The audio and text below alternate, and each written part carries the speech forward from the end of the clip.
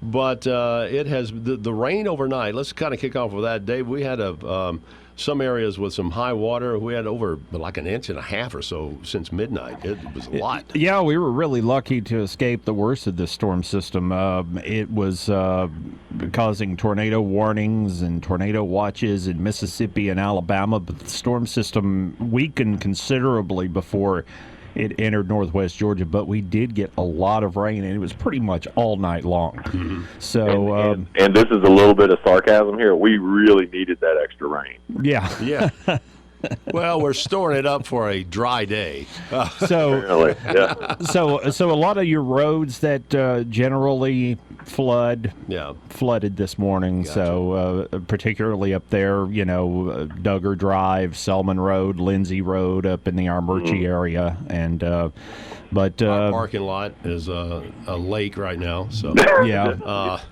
The radio station lake. Yeah, we're going to have squirrel skiing later on. We're at full summer pool. Yeah, we are. That's it. Wakeboarding this afternoon. Yeah, that's right. That's right. All right. Let's talk about a few things. First of all, I know it may sound like I've been harping on this, but I'm just a little shocked at the closure of the congressional office here in Rome. Since it's been here so long, and Rome is like right slap dab in the middle of the 14th. And the office has been moved to a non-federal building in Dalton. And we have a federal building here. Yeah, and we don't pay rent for this, do we? I mean, I don't think if it's a federal office in a federal building, I think it's, I don't know if they save any money or not. I have no idea. I don't know. But, I know that was part of the statement, but this was also something that we've been hearing was going to happen for the past 6 months or so. Mm-hmm. And, have regularly called Representative Green's office, basically asking, hey, you guys, we're hearing you guys are going to close this, what's going on, and really doing it with the idea of asking, what are the reasons behind it? Is it financial, like they say? Is it, you're just not seeing people coming in, like they say? Any number of things, basically giving them a chance to kind of get in front of it, and also tell people, hey, your federal building with all these constituent services, is going to close soon. But they kind of dodged. Well, they 100% dodged it. We just don't know, or we haven't heard that. Well, I can understand if they do have a lot of things where people are doing it, online. They can Absolutely do a lot of things online. That's great, but like you said, just say it. Just tell us. Well, I'll say this. So I got this was during 2020 when everything was shut down, and I got this note from the IRS, and I'm like, well, this is not right. Like, the information here isn't right. And I swear, trying to get somebody on the phone or online, to answer a question or just get something resolved was impossible. But, when they opened up offices again, I was able to get in there, once 10 minutes later, everything's resolved. Yeah.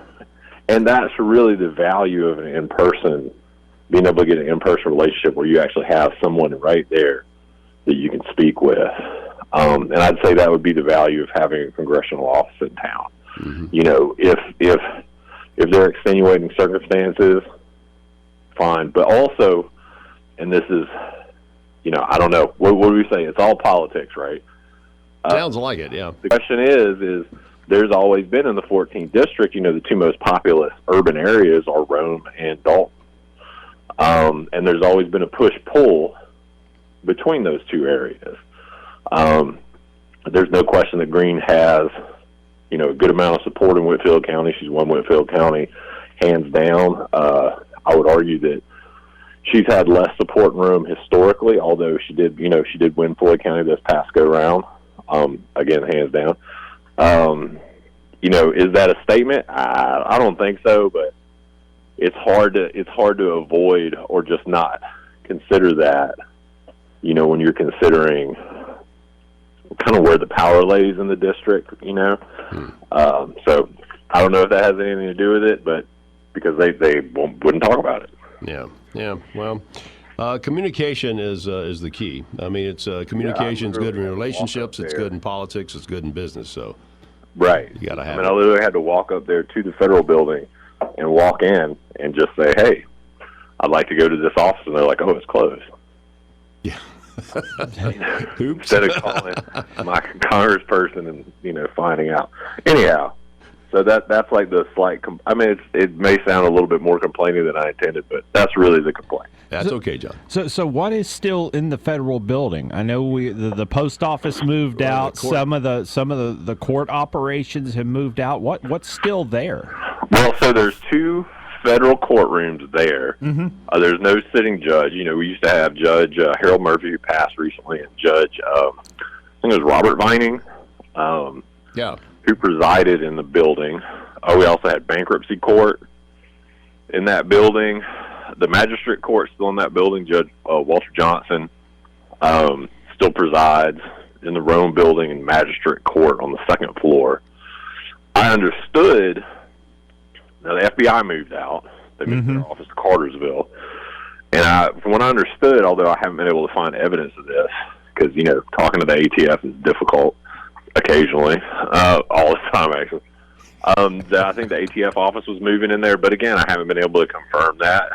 And, just walking around, you can't go past a certain point in the building. You could just basically, as a citizen, and in this case, as a journalist, you could easily walk back to the judge's offices, have a conversation with staff, find out what was going on with any particular case, go back to the FBI office, knock on the door, have a conversation with them marshals too. And, now they've got it pretty well locked down. Well, you got a lot of crazy people out there. So I again, I not can really understand be that. super critical, but it's not very welcoming going in the federal building. No, it really isn't. It's not one of my favorite places to go because, the last time I went, I had to take off my shoes and do all that stuff. A lot of that went in after September 11th. I remember that. Well, then they started. They've consistently added more. Mm-hmm. And even dealing with, so going back, this is going back to, like, Bush. Actually, it was, when it really felt different is when Namias left. David Namias was our U.S. Attorney for the Northern District of Georgia. And when Sally Yates came in, who was one of his predecessors, the dealing with everything up there changed a lot, and she only has a certain amount of a role there. But it was I don't know if it was just an overall, this is the changing of the guard at the federal building or whatever. But just being able to speak with U.S. attorneys, even a little bit about cases, changed completely. It used to be conversant. Okay, when's your next hearing? That kind of thing. Things people might want to know. We can't talk to the media at all. Right. About anything. Yeah, and Patrick Crosby always helped, too, with the media relations. Absolutely. Patrick Crosby was the spokesperson for the U.S. Attorney's Office under Namias, and Yates booted him when she came up there, and the guy who's in charge now is not very helpful at all. We haven't seen any balloons over Rome, have we, lately? We get it coming. I guess I had to throw that in there. I'm just kind of curious. All right. That's another thing. We got a few more minutes here, but here locally, the Lindale is kind of breathing a little bit better. But I tell you what, the Bordeaux Metals situation that did not go well. It got a little spicy earlier this week. The owner gave us a call and was like, "Hey, I want to clarify a couple of things." We're like, "Absolutely, feel free." We reached out to them several times during the course of this,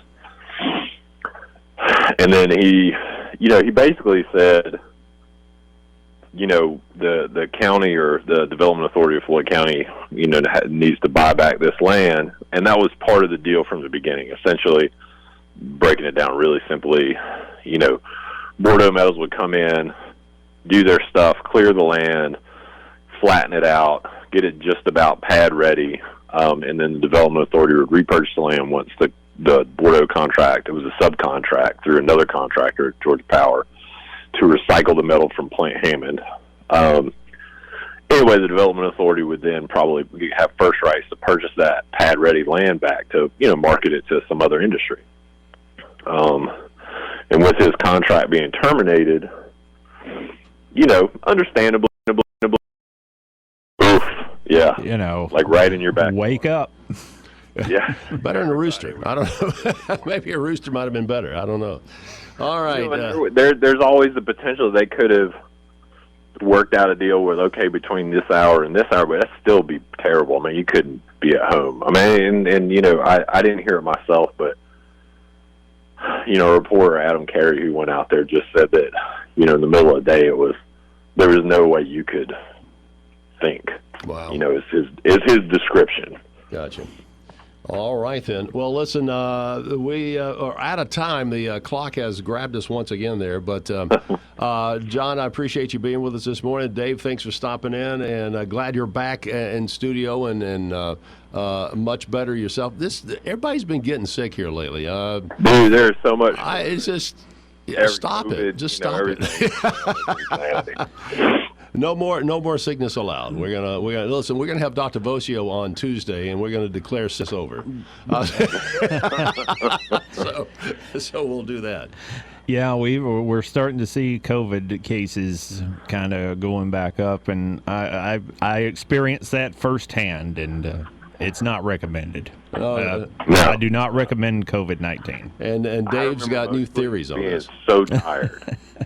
And I'm a pretty high energy person, and when I got COVID, I don't know, about a year ago or 6 months ago, I was just so tired. Wow. Yeah, it just zaps your energy. Well, I'm going to take Dave's recommendation and not get it. So I'm with you. I appreciate that.